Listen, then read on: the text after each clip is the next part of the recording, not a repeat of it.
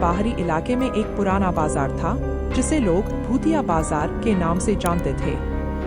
इस बाजार के बारे में कहा जाता था कि रात के समय वहां अजीब घटनाएं होती हैं और जो भी इस बाजार में रात को जाता है वह वापस नहीं लौटता।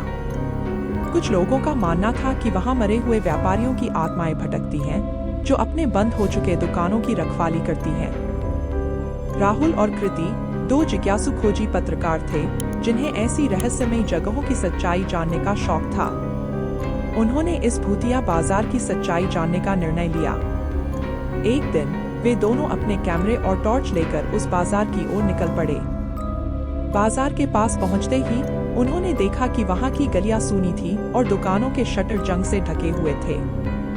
उन्होंने एक पुरानी मिठाई की दुकान का दरवाजा खोला और अंदर गए। दुकान में सब कुछ धूल और मकड़जाल से भरा हुआ था।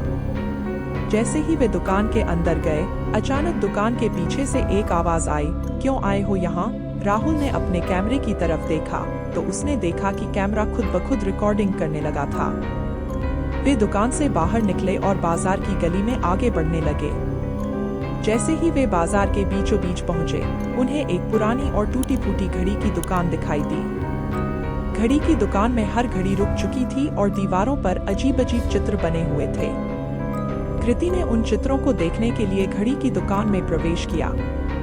अंदर एक पुरानी अलमारी में एक डायरी रखी हुई थी।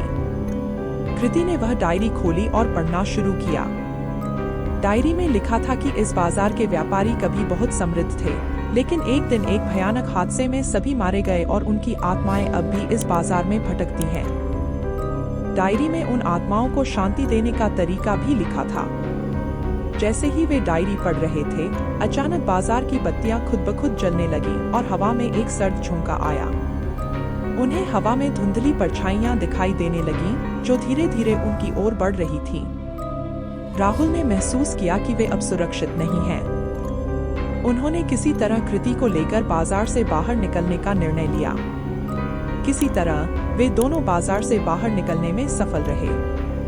गांव के बुजुर्गों ने उनकी कहानी सुनी और बताया कि वे भाग्यशाली हैं कि सुरक्षित वापस आ गए। इस अनुभव ने राहुल और कृति को सिखाया कि हर रहस्य को सुलझाने की कोशिश नहीं करनी चाहिए, क्योंकि कुछ रहस्य हमेशा के लिए रहस्यमय ही रहने चाहिए। उन्होंने तय किया कि अब वे कभी भी किसी भूतिया जगह या बाजार पर नहीं जाएंगे और इस भयानक घटना को अपने जीवन का सबसे बड़ा सबक मानकर आगे बढ़े। Enjoyed this video? Don't forget to comment, share, and subscribe for more content like this.